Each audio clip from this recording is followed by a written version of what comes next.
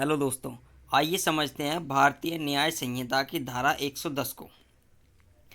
जो कोई किसी कार्य को ऐसे आशय यानी इरादे से या ज्ञान से और ऐसी परिस्थिति में करता है कि यदि उस कार्य से वह मृत्यु कारित कर देता है, यानी ऐसा काम कोई करता है जिससे किसी की वह मौत कर देता है यानी किसी को मार देता है, तो वह हत्या की कोटि में न आने वाले आपराधिक मानव वध का दोषी होता है। वह दोनों में से किसी भांति के कारावास से, जिसकी अवधि 3 वर्ष तक की हो सकेगी, या जुर्माने से या दोनों से दंडित किया जाएगा। और यदि ऐसे कार्य द्वारा किसी व्यक्ति को उपहति यानी चोट पहुंचा देना हो जाए, तो वह दोनों में से किसी भांति के कारावास से, जिसकी अवधि 7 वर्ष तक की हो सकेगी, या जुर्माने से या दोनों से दंडित किया जाएगा। आइए इसका एग्जाम्पल पढ़ के देखते हैं। कै गंभीर और अचानक प्रकोपन पर यानी कार्य पर ऐसी परिस्थिति में यह पर पिस्तौल चलाता है कि यदि इसके द्वारा वह मृत्यु कारित कर देता है, तो वह हत्या की कोटि में न आने वाले आपराधिक मानव वध का दोषी होता है। कै ने इस धारा में परिभाषित अपराध किया।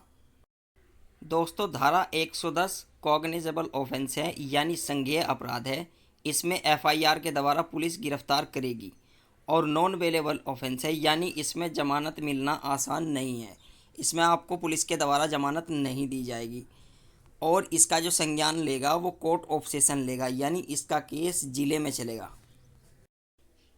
यदि कोई व्यक्ति किसी व्यक्ति पर पिस्तौल तानता है या कोई ऐसा कार्य करता है जिस कार्य से उस व्यक्ति की मृत्यु होना संभावित है, तो वह इस धारा के अंतर्गत आता है और उसे 3 साल तक सजा होगी। परंतु यदि वह उस कार्य से किसी को चोट पहुंचा देता है यानी अपराधी किसी व्यक्ति को चोट पहुंचा देता है, तो वह 7 साल के कारावास से दंडनीय होगा। यानी अगर कार्य सिर्फ चोट नहीं पहुंचाता तो यहाँ पर 3 साल की सज़ा है इस धारा में, और यदि कार्य से किसी को चोट पहुंच जाए, उपहति हो जाए, तो यहाँ पर वह 7 साल से दंडित किया जाएगा। इसी धारा में 2 सजाएं दी गई हैं, एक 3 साल की सज़ा और एक 7 साल की सज़ा। 3 साल की सज़ा में कोई कार्य यानी अगले व्यक्ति को चोट वगैरह नहीं लगती, और 7 साल के कारावास में किसी अगले व्यक्ति को यानी दूसरे व्यक्ति को चोट लग जाती है, तो यहाँ पर जिसने चोट मारी है उसे 7 साल की सज़ा होगी।